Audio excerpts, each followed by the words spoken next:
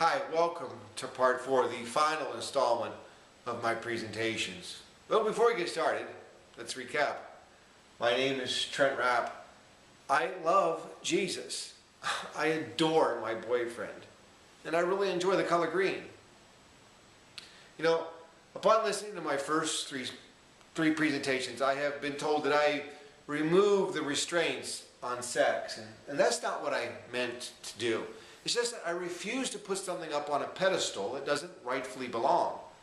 I mean, we treat sex as this all-powerful thing. We don't talk about it. We're told you can't do it unless you perform this ritual. And young adults, why, they're not even to think about it. And yet it's the basis for every living thing.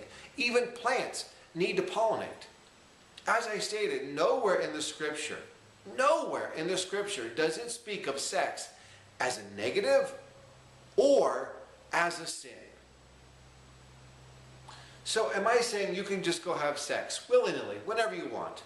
Well, no. Allow me to explain. Let's say you were explaining to somebody for the first time the Christian-based religion, and you just gave them the thumbnail version. Well, then they could say, all right, I could go rob a bank, then go home, confess my sin, and as a Christian, I would be forgiven. Well, no, we know that there's more to it than that. As a Christian, you wouldn't want to rob the bank because it would hurt other people. As a Christian, you wouldn't want to go have sex willy-nilly because that's going to hurt other people.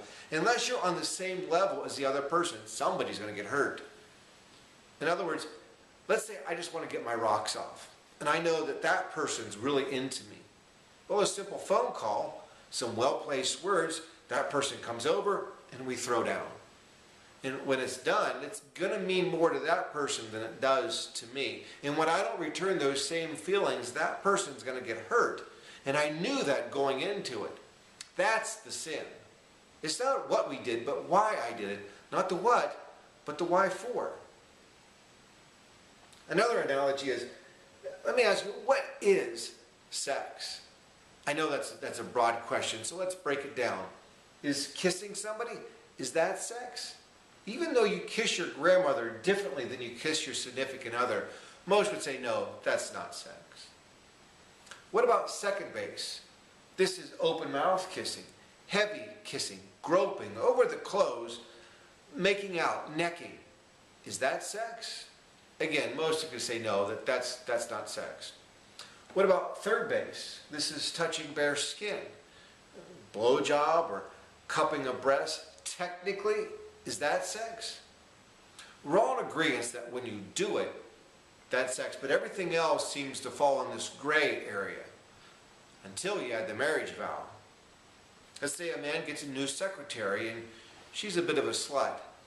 And she stays late after work and they don't do it, but she does give him a blowjob. And then the wife catches them. Is the wife okay with that? No. Let's say the wife is at home and the FedEx guy stops with a delivery and she really likes his package. No, they don't do it. They don't even go to third base, but they do sit on the couch and just make out. And the husband catches him. Is he okay with that? No.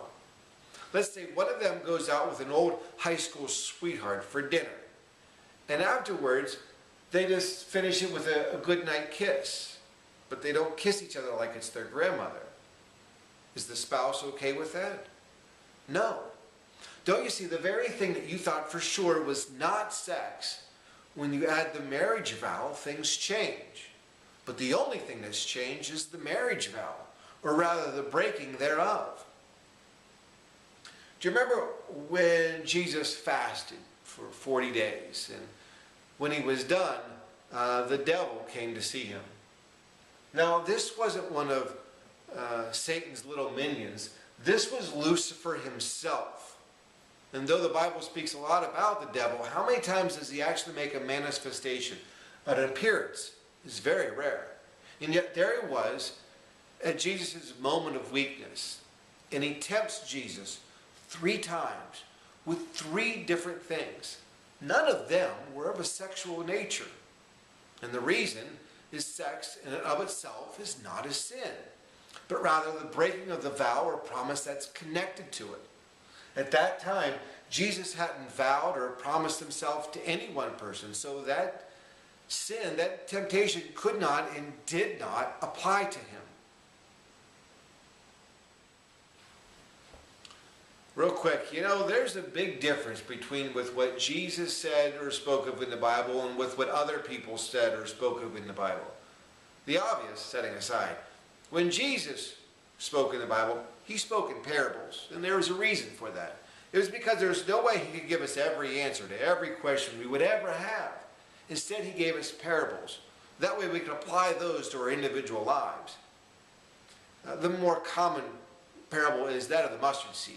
Well, the other thing I know about mustard is that it's yellow and it tastes great on a hot dog. But that's not the point. The mustard seed is a metaphor. However, when other people, such as Paul, spoke or wrote in the Bible, he spoke of specific events, things that he was witness to, and they were not meant to be reinterpreted. So, that's my presentation. If you have any questions, comments, cares, or concerns, please post them and I'll do my best to respond. In the end, if you would, just treat one another as you would want to be treated yourself. Life here on earth is far too short for anything else.